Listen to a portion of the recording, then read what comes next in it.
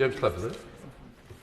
I'm particularly drawn to the line in the immediate learning review that it concludes that too much weight was placed on the absence of ideology without considering the vulnerabilities to radicalisation.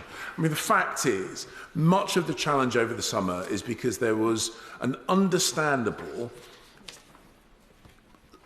lack of public understanding of the distinction between a terrorist incident and a non-terrorist incident. Had this person done exactly the same thing but was driven by a desire to create a caliphate here in the UK, this would of course be defined as a terrorist attack. The fact it didn't is of no solace to those families who have lost loved ones. Is it now not the time? And I appreciate this could be part of the review, but I would urge her to make sure this is a particular emphasis of the review, to get rid of this entirely arbitrary distinction with motivation and focus exclusively on the risk and the actions.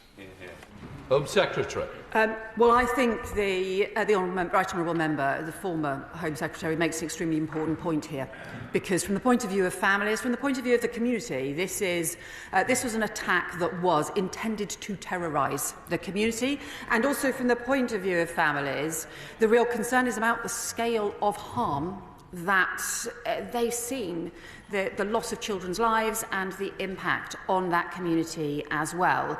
The law is set out in the Terrorism Act 2000, and there is also a serious consideration for different agencies about the nature of the response. So if you have an ideological attack or a motivation, then it may be that the kind of countering extremism response, the kind of support that the Channel programme provides, might be targeted in one particular way if it is around an extremist ideology that needs to be challenged and tackled and taken down, or alternatively, if the issue is around mental health or the issue is around obsession with violence and gore, those may need different kinds of response.